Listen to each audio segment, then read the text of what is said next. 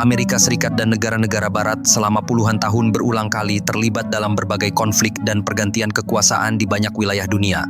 Intervensi itu datang dengan berbagai alasan. Ada yang dibungkus sebagai upaya menjaga stabilitas global, ada yang disebut demi menghentikan ancaman terorisme, melindungi demokrasi, mencegah penyebaran komunisme, atau menghindari krisis kemanusiaan. Namun di banyak tempat, hasil akhirnya justru meninggalkan perang berkepanjangan, negara yang runtuh, gelombang pengungsi, hingga jutaan korban sipil. Pola ini tidak muncul hanya sekali. Dari Iran pada awal Perang Dingin, Vietnam di Asia Tenggara, hingga Afghanistan, Libya, dan Suriah di era modern, bentuk intervensinya terus berubah mengikuti zamannya.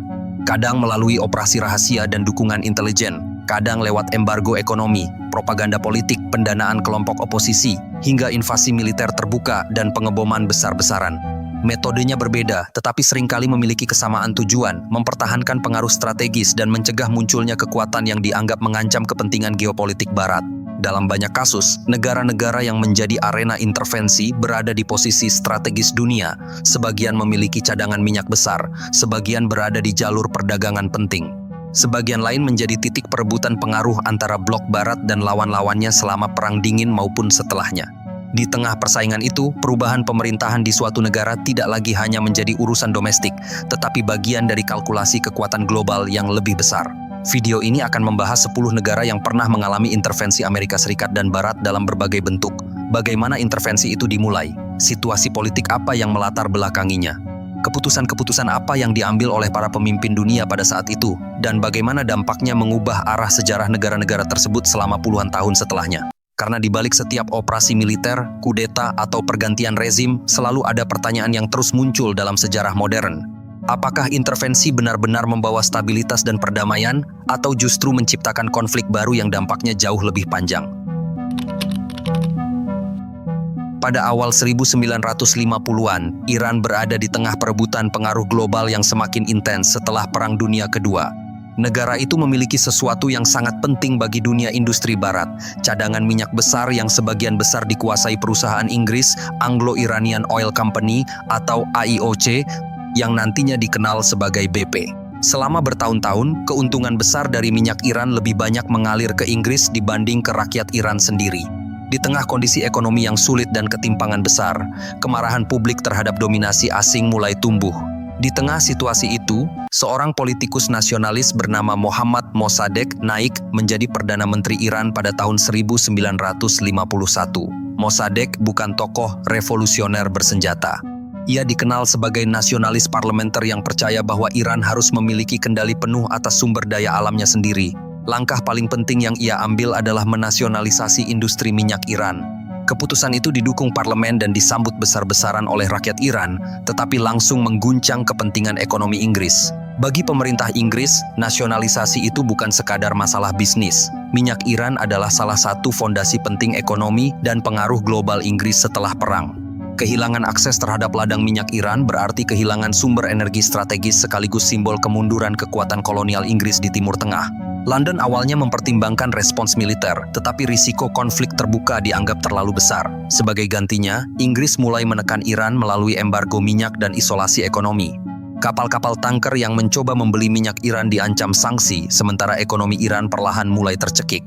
Namun tekanan ekonomi saja tidak cukup menjatuhkan Mossadegh. Pada saat yang sama, dunia sedang memasuki puncak Perang Dingin. Washington mulai melihat setiap gejolak politik di Timur Tengah melalui lensa persaingan dengan Uni Soviet. Meskipun Mossadegh bukan komunis, pemerintah Amerika khawatir ketidakstabilan di Iran dapat membuka jalan bagi Partai Tudeh kelompok komunis Iran untuk memperluas pengaruhnya. Ketika Dwight Eisenhower masuk ke Gedung Putih pada tahun 1953 dengan pendekatan luar negeri yang lebih agresif dibanding pemerintahan sebelumnya, Inggris berhasil meyakinkan Amerika Serikat bahwa Mossadegh harus disingkirkan. CIA dan Badan Intelijen Inggris MI6 kemudian menjalankan operasi rahasia yang dikenal sebagai Operation Ajax. Operasi itu tidak dilakukan dengan invasi militer terbuka, tetapi melalui kombinasi propaganda, tekanan politik, suap, dan mobilisasi massa jalanan.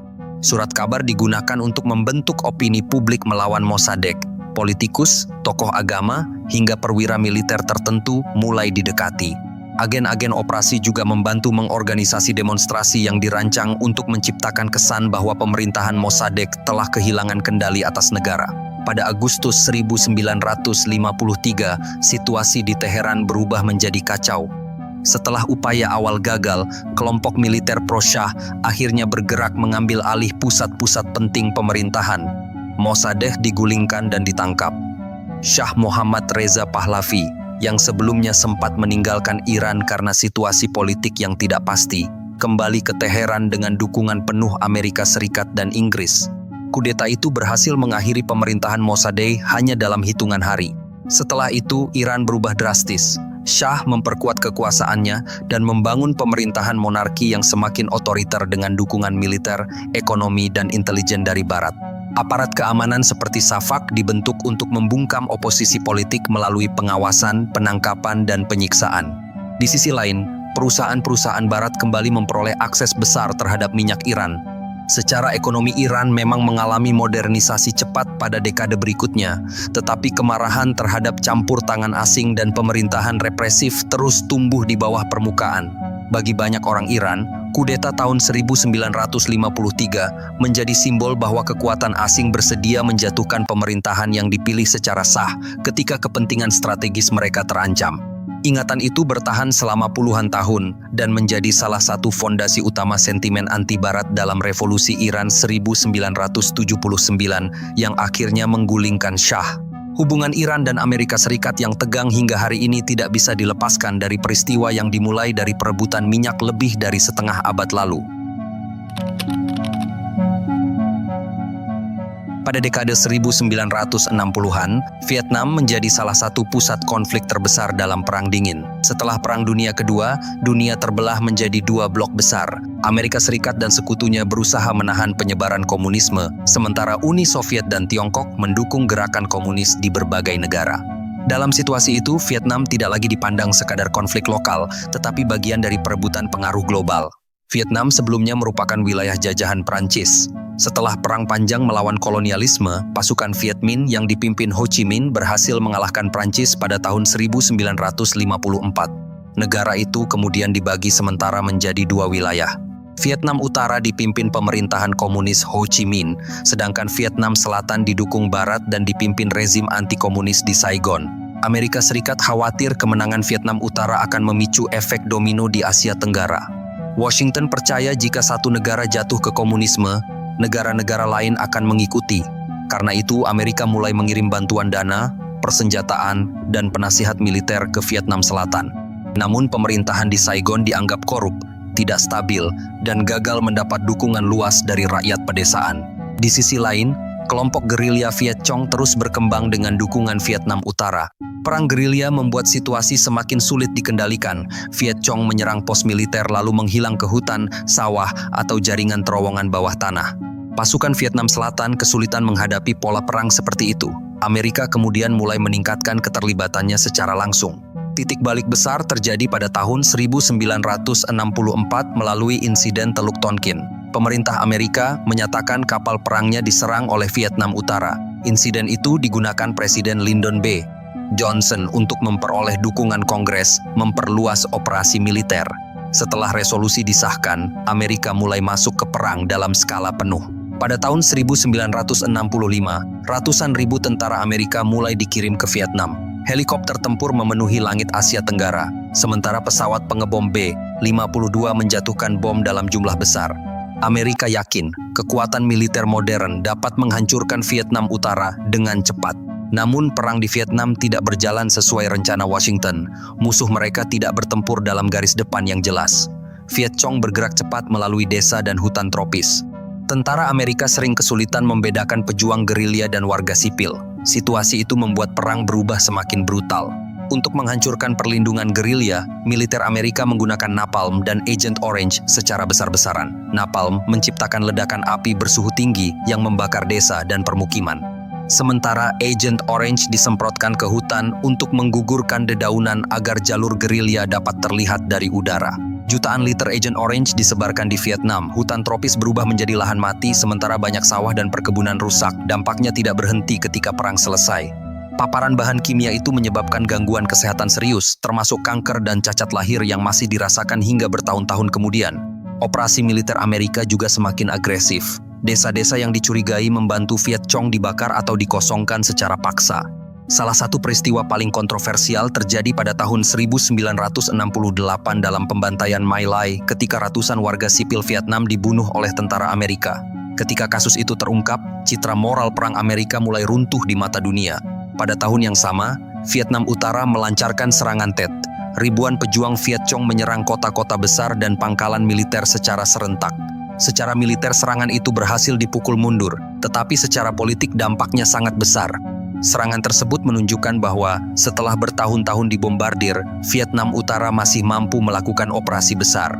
Sementara itu, di Amerika Serikat, dukungan publik terhadap perang mulai menurun tajam. Untuk pertama kalinya dalam sejarah modern, masyarakat menyaksikan perang hampir setiap hari melalui televisi. Gambar desa terbakar, korban napalm, dan peti jenazah tentara Amerika terus muncul di layar. Demonstrasi anti-perang meledak di berbagai kota dan kampus universitas. Semakin lama perang berlangsung, semakin jelas bahwa kekuatan militer terbesar di dunia kesulitan mengalahkan perang gerilya di negara kecil Asia Tenggara. Amerika memiliki pesawat, bom, dan teknologi modern, tetapi Vietnam Utara mampu bertahan dalam perang panjang yang menguras biaya dan dukungan politik Amerika sendiri. Pada awal 1970-an, pemerintah Amerika mulai menarik pasukannya secara bertahap. Strategi baru mencoba menyerahkan perang kepada militer Vietnam Selatan. Namun tanpa dukungan langsung pasukan Amerika, pertahanan Vietnam Selatan terus melemah. Pada tahun 1975, pasukan Vietnam Utara akhirnya memasuki Saigon. Pemerintah Vietnam Selatan runtuh, sementara helikopter Amerika mengevakuasi diplomat dan warga sipil dari atap gedung dalam suasana panik. Gambar itu menjadi simbol kekalahan Amerika dalam salah satu perang paling kontroversial dalam sejarah modern. Perang Vietnam meninggalkan jutaan korban jiwa dan kehancuran besar bagi negara itu. Infrastruktur rusak, lingkungan hancur akibat bom dan bahan kimia perang, sementara trauma sosial bertahan selama puluhan tahun. Bagi dunia, Vietnam menjadi contoh bagaimana intervensi Barat yang dilakukan atas nama anti-komunisme berubah menjadi perang panjang yang menghancurkan sebuah negara tanpa menghasilkan kemenangan yang dijanjikan. Pada pertengahan 1960-an, Indonesia menjadi salah satu negara yang paling diperhatikan dunia. Letaknya sangat strategis, memiliki sumber daya alam besar, dan dipimpin Presiden Soekarno yang semakin berani menantang pengaruh Barat. Setelah berhasil memimpin perjuangan kemerdekaan, Soekarno mencoba membawa Indonesia menjadi kekuatan independen di tengah persaingan Amerika Serikat dan Uni Soviet. Ia aktif dalam gerakan non-blok dan berusaha menjaga jarak dari kedua kubu besar Perang Dingin. Namun posisi itu membuat Barat semakin khawatir. Bagi Amerika Serikat dan sekutunya, Indonesia terlalu penting untuk jatuh ke pengaruh komunis. Negara ini memiliki populasi besar, jalur perdagangan penting, dan kekayaan sumber daya yang sangat strategis. Kekhawatiran Barat semakin meningkat karena Partai Komunis Indonesia atau PKI tumbuh sangat cepat pada awal 1960-an. PKI saat itu bukan kelompok kecil bawah tanah. Partai itu berkembang menjadi salah satu partai komunis terbesar di dunia di luar Uni Soviet dan Tiongkok. Mereka memiliki pengaruh besar di serikat buruh, organisasi tani, hingga kelompok pemuda. Soekarno sendiri berusaha menjaga keseimbangan politik melalui konsep Nasakom yang menyatukan nasionalisme, agama, dan komunisme dalam satu sistem politik. Tetapi di balik itu, ketegangan antara militer dan PKI terus membesar. Di tengah situasi tersebut, hubungan Indonesia dengan Barat semakin memburuk. Soekarno menasionalisasi berbagai perusahaan asing dan semakin sering menyerang imperialisme Barat dalam pidato-pidatonya. Indonesia juga semakin dekat dengan Tiongkok dan Uni Soviet. Bagi Washington, perkembangan itu dipandang sebagai ancaman serius terhadap pengaruh Amerika di Asia Tenggara, terutama setelah kemenangan komunis di Tiongkok dan konflik yang sedang berlangsung di Vietnam. Situasi mencapai titik kritis pada malam 30 September 1965. Sekelompok pasukan menculik dan membunuh beberapa jenderal Angkatan Darat Indonesia. Peristiwa itu segera diumumkan sebagai upaya kudeta yang dikaitkan dengan PKI. Hingga hari ini, Peristiwa tersebut masih menjadi salah satu episode paling kontroversial dalam sejarah Indonesia karena berbagai versi dan perdebatan terus muncul mengenai siapa dalang sebenarnya di balik operasi itu. Namun yang terjadi setelahnya jauh lebih besar. Mayor Jenderal Soeharto segera mengambil alih kendali militer dan melancarkan operasi besar untuk menghancurkan PKI. Dalam waktu singkat, propaganda anti-komunis menyebar ke seluruh Indonesia. PKI digambarkan sebagai ancaman nasional yang harus dimusnahkan sepenuhnya. Gelombang penangkapan dan pembunuhan kemudian terjadi di berbagai daerah. Orang-orang yang dituduh anggota PKI, simpatisan, atau sekadar memiliki hubungan dengan organisasi kiri mulai diburu.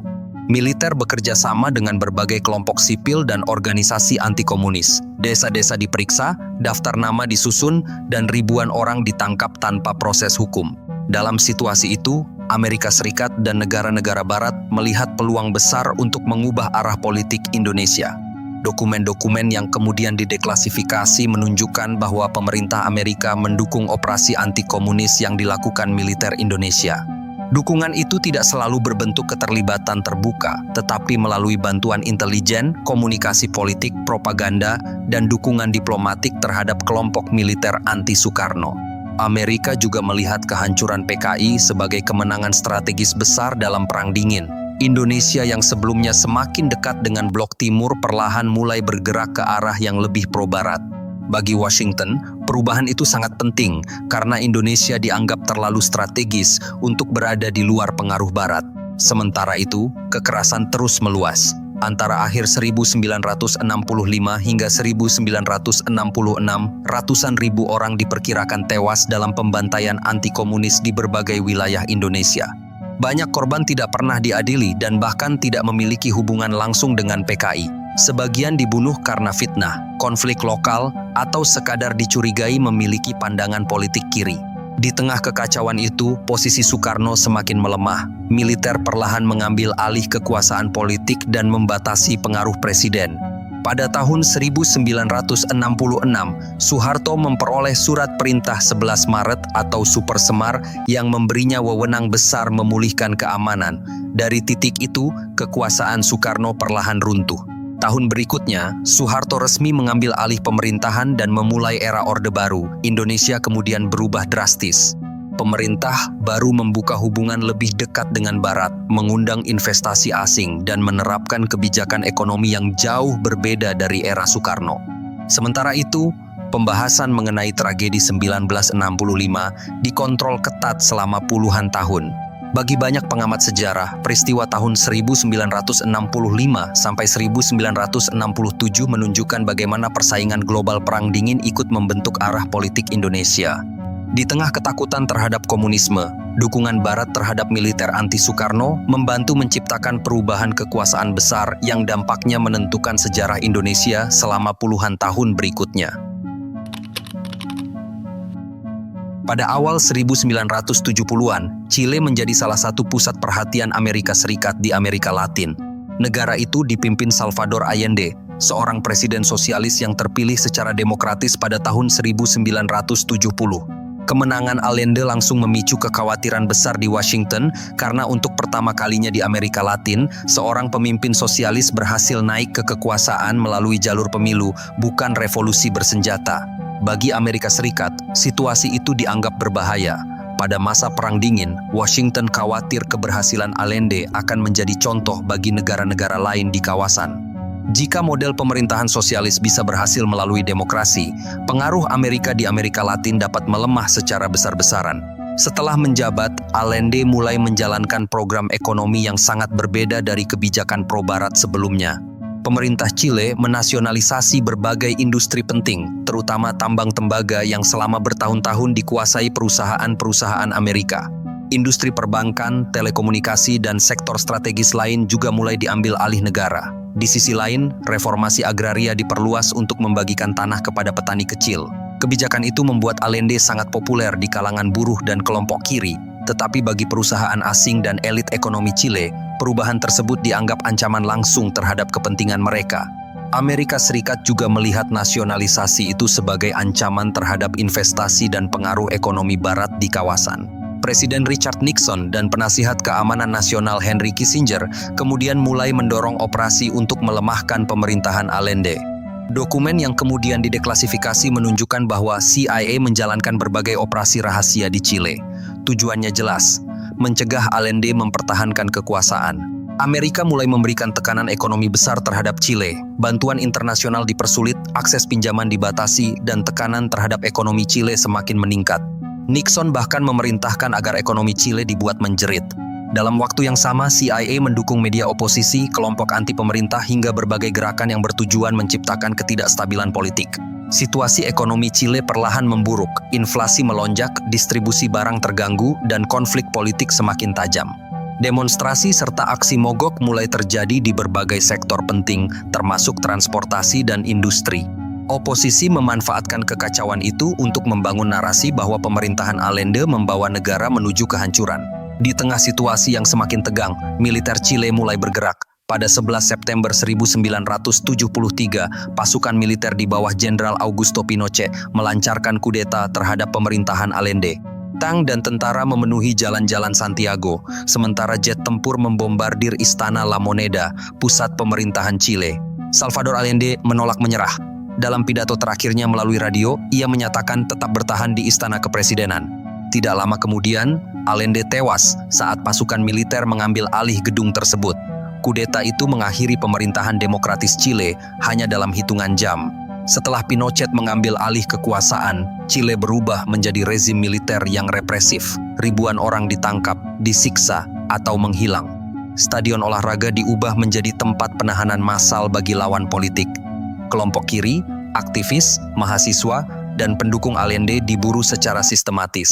Meski pelanggaran HAM terus terjadi, pemerintahan Pinochet tetap mendapat dukungan dari Amerika Serikat karena dianggap berhasil menghancurkan pengaruh sosialis di Chile. Di bawah rezim baru, ekonomi Chile dibuka kembali untuk investasi asing dan kebijakan ekonomi diarahkan lebih dekat ke model pasar bebas yang didukung Barat. Kudeta Chile tahun 1973 menjadi salah satu contoh paling jelas bagaimana intervensi Barat selama Perang Dingin tidak selalu dilakukan melalui invasi militer langsung. Dukungan intelijen, tekanan ekonomi, operasi propaganda, dan dukungan terhadap oposisi digunakan untuk menggulingkan pemerintahan yang dianggap mengancam kepentingan geopolitik dan ekonomi Amerika Serikat. Pada pagi 11 September 2001, dunia berubah dalam hitungan jam. 4 pesawat dibajak oleh anggota Al-Qaeda dan digunakan untuk menyerang wilayah Amerika Serikat. 2 pesawat menghantam World Trade Center di New York, 1 menghantam Pentagon, dan 1 lagi jatuh di Pennsylvania. Hampir 3.000 orang tewas. Serangan itu menjadi salah satu peristiwa paling mengguncang dalam sejarah modern Amerika.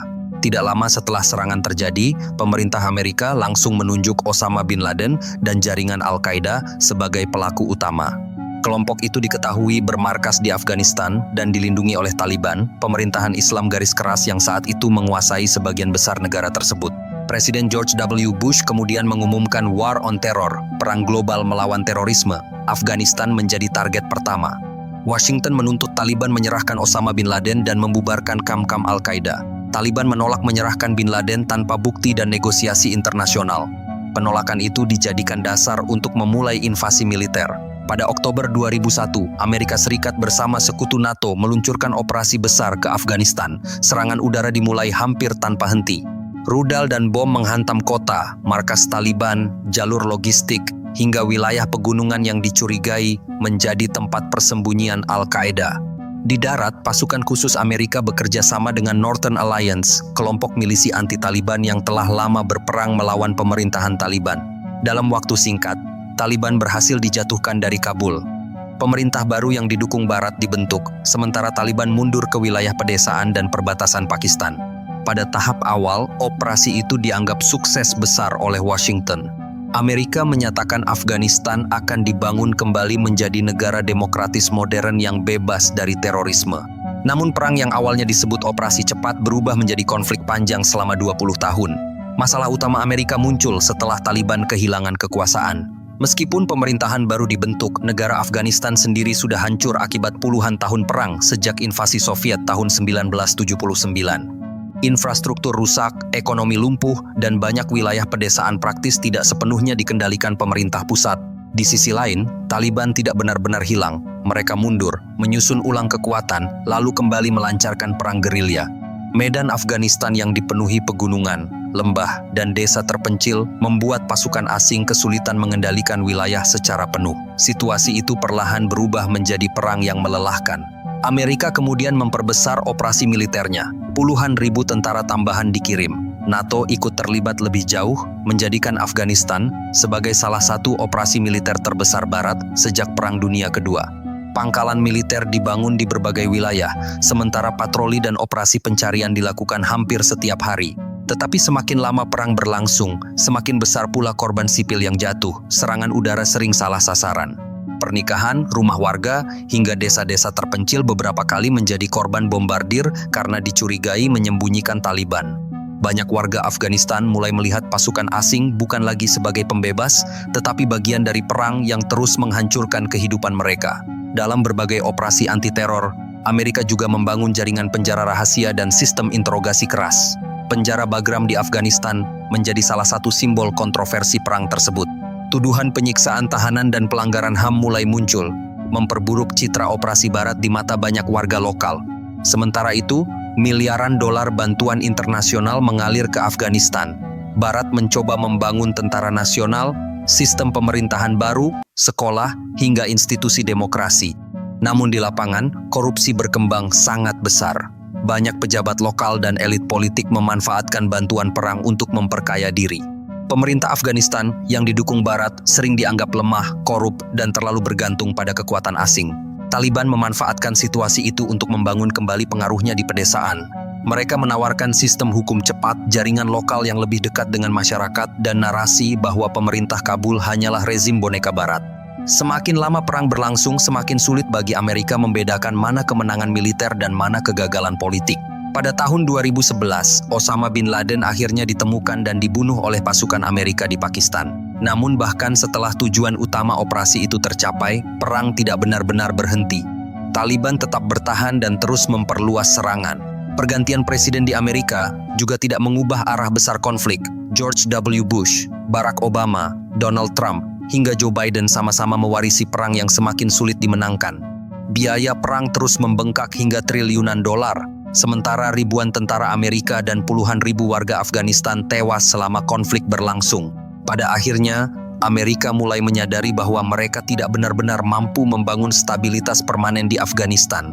Setelah negosiasi panjang dengan Taliban, pemerintah Amerika memutuskan menarik seluruh pasukannya pada tahun 2021. Penarikan itu berubah menjadi kekacauan besar. Ketika pasukan Barat mulai pergi, pertahanan pemerintah Afghanistan runtuh jauh lebih cepat dari perkiraan. Kota demi kota jatuh ke tangan Taliban hampir tanpa perlawanan berarti. Tentara Afghanistan yang selama bertahun-tahun dilatih dan didanai Barat gagal mempertahankan negara.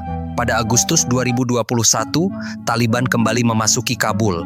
Pemerintah Afghanistan runtuh, sementara ribuan warga panik mencoba melarikan diri melalui bandara. Gambar orang-orang berdesakan di landasan pesawat evakuasi Amerika menjadi simbol berakhirnya perang 20 tahun yang hasil akhirnya justru mengembalikan Taliban ke kekuasaan. Perang Afghanistan meninggalkan kehancuran besar, ratusan ribu orang tewas, jutaan warga mengungsi, dan generasi baru tumbuh dalam situasi perang tanpa akhir. Setelah 2 dekade invasi, pendudukan militer, dan proyek pembangunan besar-besaran Barat, Afghanistan akhirnya kembali ke titik yang hampir sama, seperti saat perang dimulai. Bagi banyak pengamat, Afghanistan menjadi contoh bagaimana intervensi militer Barat yang awalnya diklaim untuk menghancurkan terorisme dan membawa demokrasi justru berubah menjadi perang panjang tanpa kemenangan jelas. Amerika berhasil menjatuhkan Taliban dalam hitungan minggu, tetapi gagal membangun stabilitas yang mampu bertahan tanpa kehadiran militernya sendiri. Pada awal 2000-an, setelah serangan 11 September mengguncang Amerika Serikat, pemerintah Washington mulai memperluas war on terror keluar Afghanistan. Dalam suasana ketakutan global terhadap terorisme, perhatian Amerika perlahan beralih ke Irak, negara yang saat itu dipimpin Saddam Hussein. Saddam sebenarnya sudah lama menjadi musuh Barat. Setelah Perang Teluk tahun 1991, Irak berada di bawah sanksi internasional berat selama lebih dari 1 dekade. Ekonominya hancur, militernya melemah, dan rakyat sipil hidup dalam kondisi sulit akibat embargo berkepanjangan. Namun bagi pemerintahan Presiden George W. Bush, itu belum cukup. Setelah kejadian 9 September, Washington mulai membangun narasi bahwa Irak memiliki senjata pemusnah massal yang dapat mengancam dunia. Pemerintah Amerika menuduh Saddam Hussein menyimpan senjata kimia, biologis, bahkan mencoba mengembangkan senjata nuklir. Selain itu, Irak juga dituduh memiliki hubungan dengan kelompok teroris internasional seperti Al-Qaeda. Tuduhan tersebut terus disampaikan dalam pidato politik, media internasional, hingga forum Perserikatan Bangsa-Bangsa. Menteri Luar Negeri Amerika Colin Powell bahkan tampil di Dewan Keamanan PBB membawa berbagai presentasi intelijen yang diklaim sebagai bukti keberadaan senjata pemusnah massal Irak. Namun banyak negara mempertanyakan validitas bukti tersebut. Inspektur senjata PBB sendiri belum menemukan bukti pasti bahwa Irak masih memiliki program senjata aktif dalam skala besar. Meski mendapat penolakan dari sebagian negara dunia, Amerika Serikat dan Inggris tetap memutuskan melancarkan invasi militer. Pada Maret 2003, operasi besar dimulai dengan slogan "Shock and Awe". Rudal dan bom menghantam Baghdad dan berbagai kota penting Irak secara masif untuk melumpuhkan pemerintahan Saddam dalam waktu singkat. Invasi itu menjadi salah satu operasi militer terbesar abad modern. Ratusan ribu tentara Amerika dan sekutu masuk ke Irak dengan tank, kendaraan lapis baja, pesawat tempur, hingga kapal perang.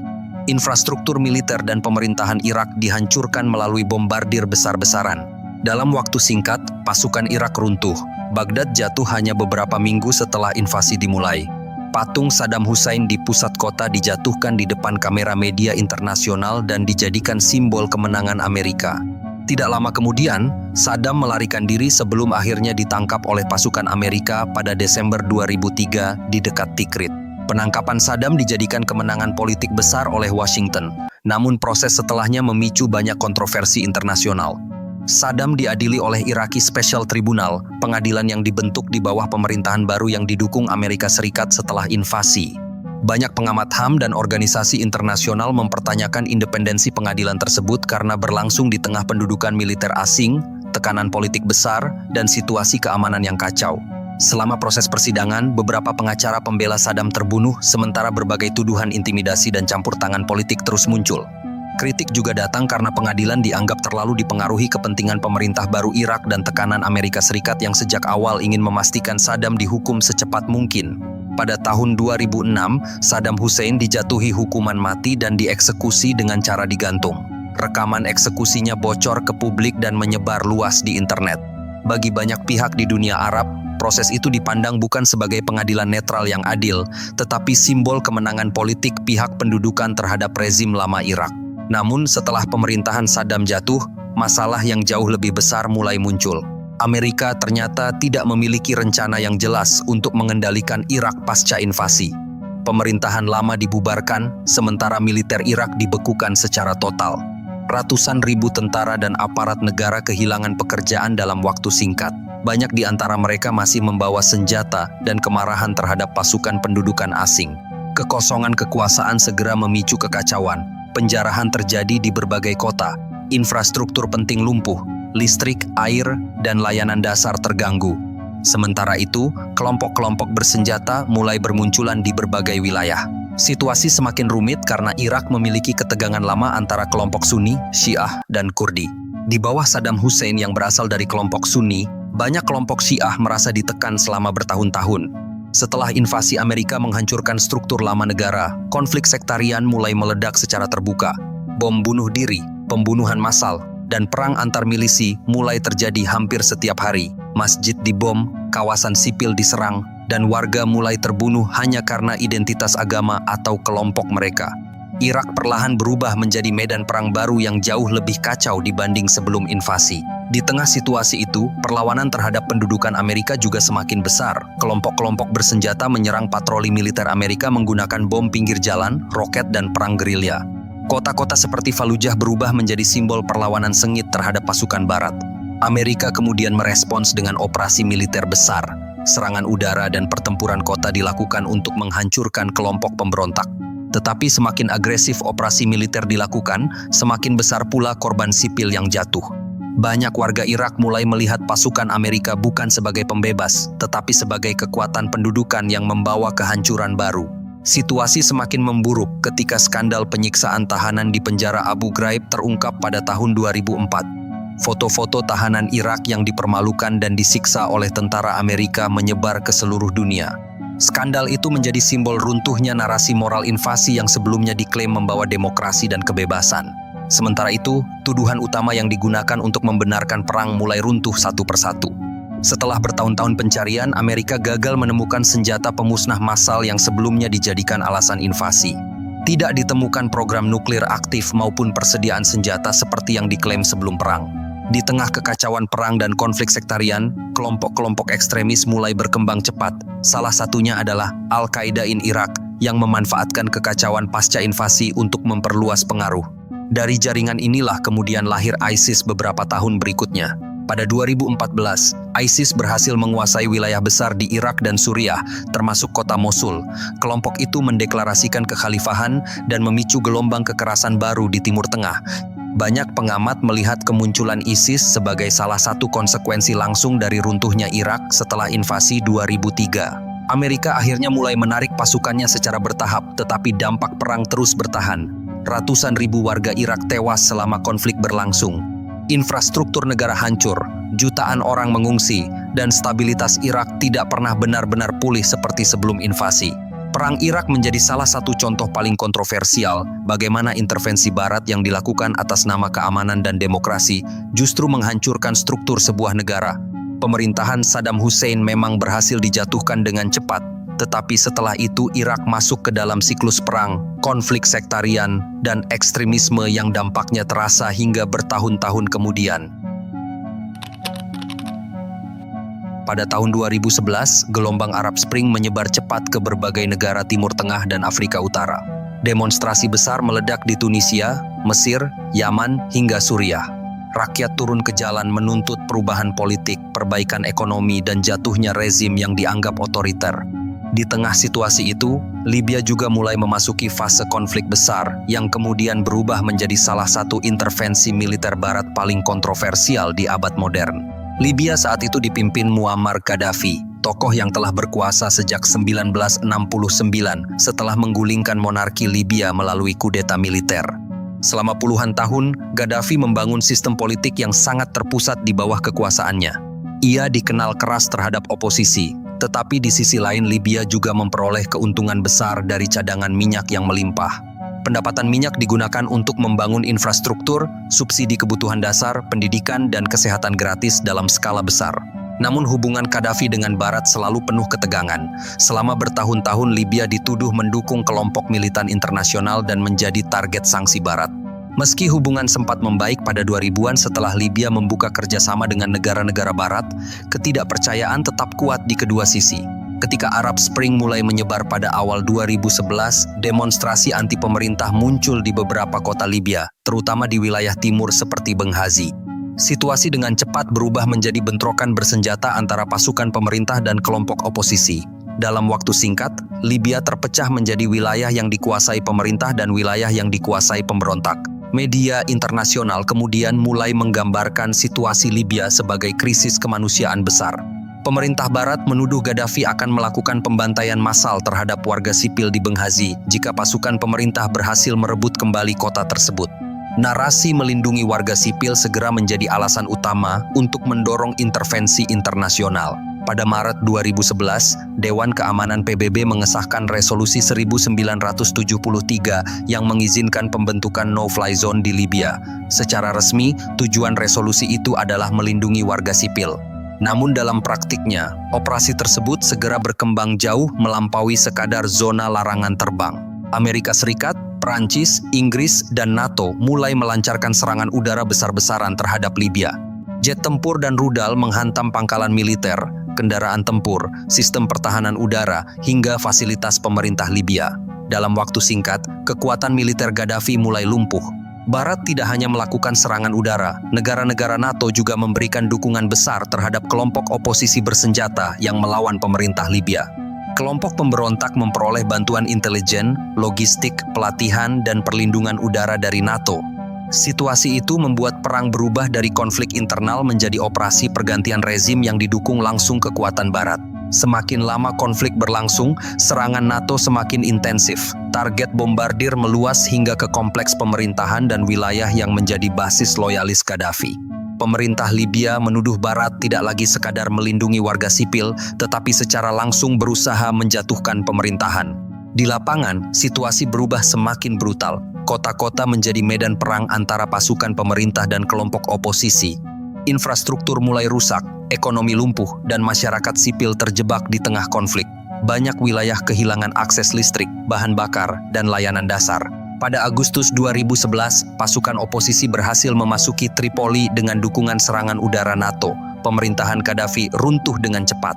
Gaddafi sendiri melarikan diri sebelum akhirnya ditemukan di kota Sirte pada Oktober 2011. Penangkapan dan kematian Gaddafi menjadi salah satu momen paling kontroversial dalam Perang Libya. Ia ditangkap hidup-hidup oleh kelompok bersenjata oposisi sebelum akhirnya dibunuh secara brutal tanpa proses pengadilan. Rekaman video detik-detik terakhir Gaddafi menyebar ke seluruh dunia dan memicu kritik besar terhadap cara perang itu berakhir. Bagi negara-negara Barat, jatuhnya Gaddafi awalnya dipresentasikan sebagai kemenangan besar intervensi internasional. NATO menyatakan operasi mereka berhasil mencegah pembantaian warga sipil dan membantu rakyat Libya menggulingkan diktator. Namun setelah pemerintahan lama runtuh, masalah yang jauh lebih besar mulai muncul. Tidak seperti klaim awal bahwa Libya akan bergerak menuju demokrasi stabil, negara itu justru jatuh ke dalam kekacauan berkepanjangan. Setelah struktur pemerintahan Gaddafi hancur, tidak ada kekuatan tunggal yang mampu mengendalikan negara. Berbagai kelompok milisi bersenjata mulai berebut wilayah, senjata, dan pengaruh politik. Gudang persenjataan Libya yang sangat besar ikut tersebar ke berbagai kelompok bersenjata di dalam maupun luar negeri. Senjata-senjata itu kemudian mengalir ke konflik lain di Afrika Utara dan Timur Tengah, memperluas instabilitas kawasan. Libya perlahan berubah menjadi negara yang terpecah. Pemerintah-pemerintah rival bermunculan, sementara perang antar milisi terus berlangsung di berbagai kota. Kelompok ekstremis juga mulai memanfaatkan kekacauan tersebut untuk membangun basis baru, termasuk ISIS yang sempat memperluas pengaruhnya di beberapa wilayah Libya. Di tengah situasi itu, rakyat sipil menjadi pihak yang paling terdampak. Infrastruktur hancur, ekonomi minyak terganggu, dan keamanan praktis runtuh di banyak daerah. Jalur perdagangan manusia dan penyelundupan migran juga berkembang besar karena lemahnya kontrol negara. Libya kemudian berubah menjadi salah satu pusat krisis migran terbesar menuju Eropa. Bagi banyak pengamat internasional, Libya menjadi contoh bagaimana intervensi Barat yang awalnya diklaim demi melindungi warga sipil berubah menjadi operasi pergantian rezim tanpa rencana jelas untuk kondisi setelah perang. Gaddafi memang berhasil dijatuhkan, tetapi setelah itu Libya kehilangan stabilitas yang sebelumnya masih dimiliki meski berada di bawah pemerintahan otoriter. Bahkan bertahun-tahun setelah intervensi NATO berakhir, Libya tetap terjebak dalam konflik internal, perang antar milisi, dan perebutan kekuasaan yang belum sepenuhnya selesai. Negara yang sebelumnya memiliki pemerintahan terpusat akhirnya berubah menjadi wilayah yang terpecah dan sulit dikendalikan. Libya menunjukkan bagaimana intervensi militer Barat tidak selalu berhenti ketika pemimpin sebuah negara berhasil dijatuhkan. Dalam banyak kasus, kehancuran justru mulai terjadi setelah rezim lama runtuh dan struktur negara ikut hancur bersamanya. Konflik Suriah bermula pada tahun 2011 ketika gelombang Arab Spring mulai menyebar ke Timur Tengah. Demonstrasi muncul di berbagai kota menuntut reformasi politik dan pengunduran diri Presiden Bashar al-Assad. Pemerintah Suriah merespons dengan tindakan keras, sementara situasi di lapangan perlahan berubah dari protes politik menjadi perang bersenjata. Dalam waktu singkat, Suriah terpecah menjadi berbagai wilayah kekuasaan. Pemerintah Assad didukung militer loyalis, sementara kelompok oposisi bermunculan dengan kepentingan dan ideologi yang berbeda-beda. Beberapa mendapat dukungan dari negara-negara Teluk Turki dan Barat. Situasi itu membuat perang Suriah berkembang menjadi perang proksi internasional yang melibatkan banyak kekuatan asing. Amerika Serikat dan sekutunya sejak awal melihat konflik Suriah sebagai peluang untuk melemahkan pemerintahan Assad yang merupakan sekutu dekat Iran dan Rusia. Barat mulai memberikan dukungan kepada kelompok oposisi anti-Assad, baik melalui bantuan logistik, pelatihan, intelijen, maupun persenjataan. Namun di lapangan, batas antara kelompok oposisi moderat dan kelompok ekstremis seringkali tidak jelas. Ketika perang terus membesar, kekacauan di Suriah membuka ruang bagi munculnya ISIS. Kelompok itu berkembang dari sisa jaringan ekstremis di Irak yang sebelumnya muncul setelah invasi Amerika tahun 2003. Dalam situasi perang Suriah yang kacau, ISIS berhasil merebut wilayah luas di Suriah dan Irak, termasuk kota-kota penting seperti Raqqa dan Mosul. Pada tahun 2014, Amerika Serikat bersama koalisi internasional mulai melancarkan serangan udara besar-besaran ke wilayah Suriah dengan alasan memerangi ISIS. Jet tempur dan drone menyerang markas, konvoi, hingga kota-kota yang dikuasai kelompok tersebut.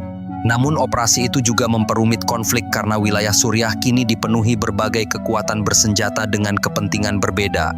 Di satu sisi ada pemerintah Assad yang didukung Rusia dan Iran.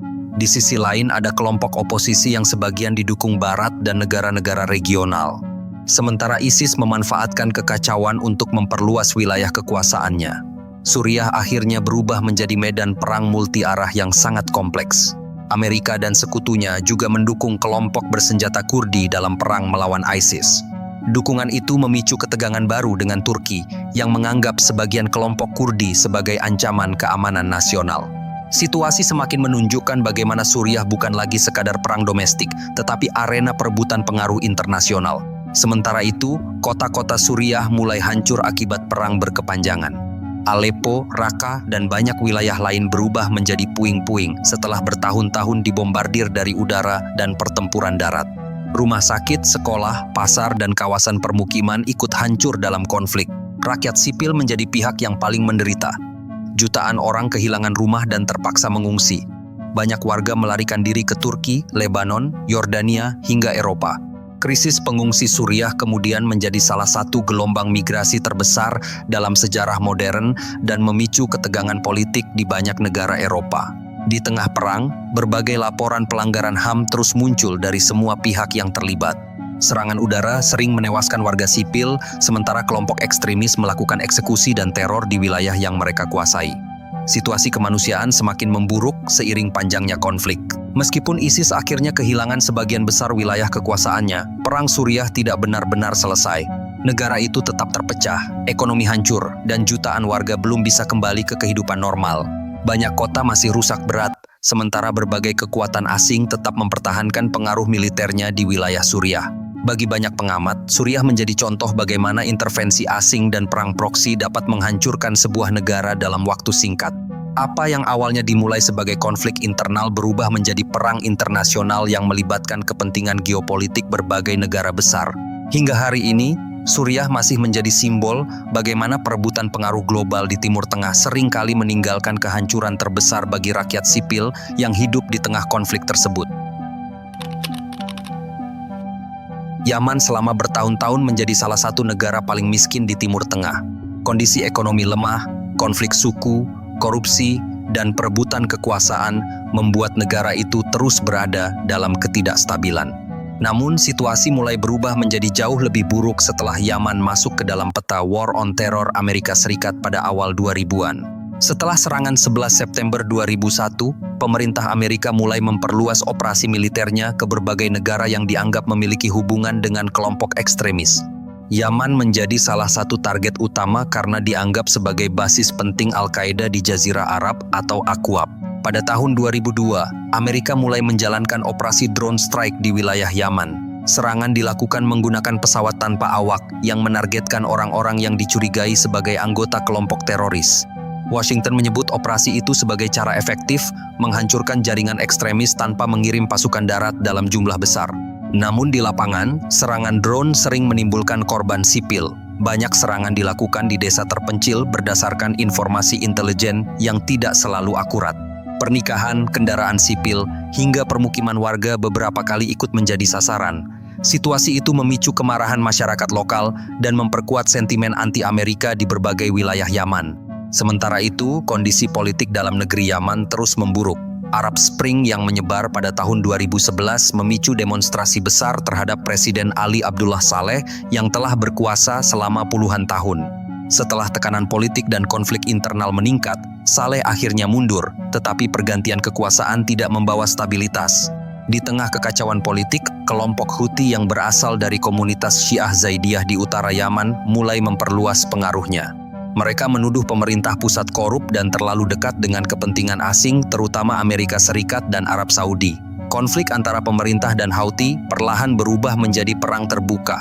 Pada tahun 2014, kelompok Houthi berhasil merebut ibu kota Sanaa dan memaksa pemerintah melarikan diri. Situasi itu langsung memicu kekhawatiran besar Arab Saudi dan sekutunya. Riyadh melihat naiknya Houthi sebagai ancaman karena kelompok tersebut dianggap dekat dengan Iran, rival utama Arab Saudi di kawasan. Pada tahun 2015, Arab Saudi membentuk koalisi militer dan mulai melancarkan operasi besar ke Yaman untuk mengembalikan pemerintahan yang didukung mereka. Amerika Serikat dan beberapa negara barat kemudian memberikan dukungan penting bagi operasi tersebut, termasuk penjualan senjata, bantuan intelijen, logistik, hingga dukungan teknis militer. Jet tempur koalisi mulai melakukan bombardir besar-besaran ke berbagai wilayah Yaman, bandara, pelabuhan, jalan, gudang pangan, hingga kawasan permukiman ikut terkena serangan. Koalisi menyatakan target mereka adalah posisi militer Houthi, tetapi dalam praktiknya banyak fasilitas sipil ikut hancur. Blokade laut dan udara yang dilakukan selama perang juga memperburuk situasi. Yaman sangat bergantung pada impor pangan dan bahan bakar. Ketika jalur distribusi terganggu, jutaan warga mulai mengalami kelangkaan makanan, air bersih, dan obat-obatan. Rumah sakit kesulitan beroperasi karena kekurangan listrik dan peralatan medis. Wabah kolera menyebar luas di berbagai wilayah, sementara anak-anak mulai meninggal akibat malnutrisi dan kelaparan. Organisasi internasional berulang kali menyebut Yaman sebagai salah satu krisis kemanusiaan terburuk di dunia modern. Di tengah perang, kelompok ekstremis seperti Al-Qaeda dan ISIS juga memanfaatkan kekacauan untuk memperluas aktivitas mereka. Situasi itu membuat konflik Yaman semakin rumit karena melibatkan perang saudara, perebutan pengaruh regional, dan operasi anti-teror internasional secara bersamaan. Amerika Serikat terus mempertahankan operasi drone strike selama konflik berlangsung. Pemerintah Amerika menyatakan serangan itu penting untuk mencegah ancaman terorisme. Tetapi kritik internasional terus muncul karena banyak operasi dilakukan tanpa transparansi dan sering menewaskan warga sipil. Sementara itu, negara-negara barat tetap menjadi pemasok utama senjata bagi koalisi yang dipimpin Arab Saudi. Bom, pesawat tempur, dan berbagai perlengkapan militer yang digunakan dalam perang sebagian besar berasal dari Amerika Serikat dan sekutunya. Hal itu memicu tuduhan bahwa Barat ikut bertanggung jawab atas kehancuran yang terjadi di Yaman. Bertahun-tahun setelah perang dimulai, Yaman tetap terpecah dan tidak stabil. Ekonomi runtuh, infrastruktur hancur, dan jutaan orang hidup bergantung pada bantuan kemanusiaan. Generasi anak-anak tumbuh di tengah perang, kelaparan, dan minim akses pendidikan. Bagi banyak pengamat internasional, Yaman menjadi contoh bagaimana konflik regional yang didukung kekuatan asing dapat berubah menjadi bencana kemanusiaan besar. Atas nama keamanan dan geopolitik kawasan, perang terus berlangsung, sementara rakyat sipil menjadi pihak yang paling menanggung akibatnya. Pada akhir 1990-an, kawasan Balkan berada dalam situasi yang sangat tidak stabil setelah runtuhnya Yugoslavia. Negara yang sebelumnya menyatukan berbagai etnis dan wilayah itu perlahan pecah akibat konflik nasionalisme, perang saudara, dan perebutan kekuasaan setelah berakhirnya Perang Dingin. Kroasia, Bosnia, dan beberapa wilayah lain sudah lebih dulu terlibat perang berdarah yang menewaskan ratusan ribu orang. Di tengah kekacauan itu, Kosovo menjadi titik konflik berikutnya. Wilayah tersebut secara resmi masih bagian dari Serbia, tetapi mayoritas penduduknya adalah etnis Albania. Ketegangan antara pemerintah Serbia dan kelompok separatis Kosovo terus meningkat sepanjang 1990-an. Kelompok bersenjata Kosovo Liberation Army atau KLA mulai melakukan serangan terhadap aparat Serbia dengan tujuan memisahkan Kosovo dari Serbia. Pemerintah Yugoslavia yang dipimpin Slobodan Milošević merespons dengan operasi militer besar untuk menghancurkan gerakan separatis tersebut. Situasi di Kosovo kemudian berkembang menjadi konflik bersenjata yang brutal. Banyak laporan muncul mengenai pembunuhan warga sipil, pengusiran penduduk, dan pelanggaran HAM di wilayah konflik. Negara-negara Barat mulai menggunakan situasi itu sebagai alasan untuk mendorong intervensi internasional. Amerika Serikat dan NATO menuduh Serbia melakukan pembersihan etnis terhadap warga Albania Kosovo. Tekanan diplomatik terhadap Milošević terus meningkat. Negosiasi sempat dilakukan di Rambouillet, Prancis, tetapi gagal mencapai kesepakatan. Pemerintah Yugoslavia menolak beberapa syarat yang dianggap akan memberi NATO akses militer luas ke wilayah mereka. Tanpa persetujuan resmi Dewan Keamanan PBB, NATO akhirnya memutuskan melancarkan operasi militer terhadap Yugoslavia pada Maret 1999. Barat menyatakan intervensi itu diperlukan untuk mencegah krisis kemanusiaan di Kosovo. Namun keputusan tersebut langsung memicu kontroversi internasional karena dilakukan tanpa mandat eksplisit dari DKPBB. Serangan udara NATO dimulai secara besar-besaran. Pesawat tempur dan rudal menghantam berbagai target di Serbia dan Kosovo selama lebih dari 2 bulan. Infrastruktur militer, jembatan, stasiun televisi, pembangkit listrik, hingga fasilitas pemerintah menjadi sasaran bombardir. NATO menyebut operasi itu sebagai serangan presisi untuk menghancurkan kemampuan militer Yugoslavia, tetapi di lapangan banyak fasilitas sipil ikut hancur. Jembatan runtuh, listrik padam di berbagai kota, dan warga sipil ikut menjadi korban serangan udara. Salah satu insiden paling kontroversial terjadi ketika pesawat NATO membombardir stasiun televisi negara Serbia di Beograd yang menewaskan pekerja sipil media. NATO menganggap media tersebut bagian dari propaganda rezim Milošević, tetapi banyak pihak menilai serangan itu menunjukkan bagaimana batas antara target militer dan sipil mulai kabur dalam operasi barat. Selain itu, Kedutaan Besar Tiongkok di Beograd juga ikut terkena bom NATO pada Mei 1999. Serangan tersebut menewaskan beberapa warga Tiongkok dan memicu kemarahan besar dari Beijing. NATO menyebutnya sebagai kesalahan intelijen, tetapi insiden itu memperlihatkan bagaimana operasi militer dapat dengan cepat memperluas ketegangan internasional. Selama pengeboman berlangsung, kehidupan masyarakat Serbia lumpuh. Infrastruktur penting rusak, ekonomi hancur, dan banyak warga sipil hidup dalam ketakutan akibat serangan udara hampir setiap malam. Barat menyatakan operasi itu dilakukan demi melindungi warga Kosovo, tetapi bagi banyak warga Serbia, NATO dipandang sebagai kekuatan asing yang menghancurkan negara mereka dari udara. Setelah 78 hari bombardir, pemerintah Yugoslavia akhirnya setuju menarik pasukan dari Kosovo. NATO kemudian masuk ke wilayah tersebut bersama pasukan internasional. Secara politik, operasi itu dianggap kemenangan besar bagi Barat karena berhasil memaksa Milošević mundur tanpa invasi darat besar-besaran. Namun dampak jangka panjangnya jauh lebih rumit. Kosovo akhirnya berada di bawah administrasi internasional sebelum kemudian mendeklarasikan kemerdekaan secara sepihak pada tahun 2008. Serbia menolak mengakui kemerdekaan tersebut hingga hari ini. Di sisi lain, konflik Balkan meninggalkan luka besar di kawasan. Yugoslavia yang dulu menjadi negara besar di Eropa Timur akhirnya benar-benar terpecah menjadi beberapa negara kecil. Ketegangan etnis dan politik tetap bertahan selama bertahun-tahun setelah perang berakhir. Intervensi NATO di Yugoslavia juga menjadi salah satu contoh penting bagaimana Barat mulai menggunakan operasi militer tanpa mandat penuh PBB dengan alasan kemanusiaan. Bagi pendukungnya, operasi itu dianggap berhasil menghentikan kekerasan di Kosovo.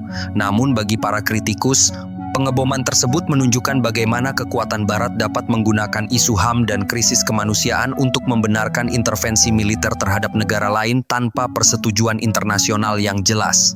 Perang Yugoslavia memperlihatkan bahwa dalam konflik modern, intervensi asing seringkali tidak hanya mengubah jalannya perang, tetapi juga mengubah peta politik suatu kawasan untuk waktu yang sangat panjang. Selama puluhan tahun, Amerika Serikat dan negara-negara Barat terus membangun narasi bahwa intervensi militer dilakukan demi demokrasi, keamanan global, hak asasi manusia, atau melindungi rakyat sipil. Tetapi ketika melihat jejak konflik yang ditinggalkan di berbagai negara, muncul pertanyaan besar tentang apa sebenarnya tujuan utama dari semua operasi tersebut. Di Iran, pemerintahan yang menasionalisasi minyak dijatuhkan melalui operasi rahasia. Di Chile dan Indonesia, kelompok anti-komunis didukung ketika kepentingan geopolitik Barat terancam. Di Vietnam, jutaan orang tewas atas nama menghentikan komunisme.